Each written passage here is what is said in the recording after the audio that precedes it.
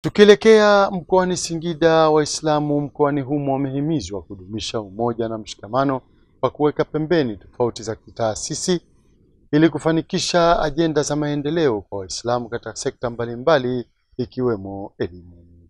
Hii hapa ni taarifa yake Ramadhani Idilimo. Wito huo umetolewa na Shekhe wa mkoa wa Singida, Shekhe Isa Nasoro, katika mahafali ya wanafunzi wahitimu wa darasa la 7 katika shule ya msingi Al-Wafa iliyoko Mandewa, Manispaa ya Singida. Katika hafla hiyo alibainisha kuwa umoja wa Waislamu ni chachu ya kufanikisha malengo kwa pamoja, huku akisisitiza kuwa tofauti za kitaasisi zisiwe kikwazo cha maendeleo katika jamii. Tunapoona moja ya taasisi imesimama kwa ajili ya kuleta maendeleo kwa Waislamu, wajibu wetu sisi ni kuiunga taasisi hiyo mkono. Tukaondoa utaasisi, tukaweka kalimatu taqwa, hiya kalimatul ulya wa hiya kalimatun la ilaha illa Allah Muhammadu Rasulullah. Na hichi ndicho ambacho kilichotukutanisha na kutuunganisha Waislamu wote. Kwa upande wake mkurugenzi wa shule hiyo Hamisi Athmani Ntandu alisema Al-Wafa, ambayo sasa inatimiza miaka 8 tangu kuanzishwa kwake, ilijengwa baada ya taasisi ya Dhinuraini na Singida Islamic Center kutoa uwanja kwa ajili ya mradi huo.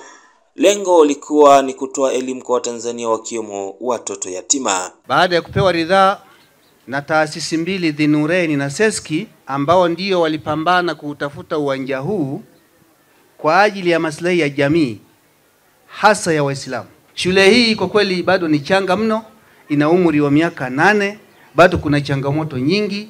Sasa hivi tumeanzisha sekondari, bado ni msingi, kwa sababu tunatamani kuona shule hii na sekondari. Tuna kiu kubwa kuona uwanja huu uendelee kuwahudumia Waislamu, hasa watoto yatima ambao ndio walikuwa tegemezi. Sasa wanapoondoka hapa hatujua wale walezi wao wanawapeleka wapi. Tunatamani sana watoto tuendelee kuwalea mpaka hapo watakapofika kujitegemea. Na nimetoa ahadi kama ni mkurugenzi wa kiwanda cha pamba kwamba na mimi nitashiriki katika ujenzi huu inshallah kwa nguvu zake Mwenyezi Mungu.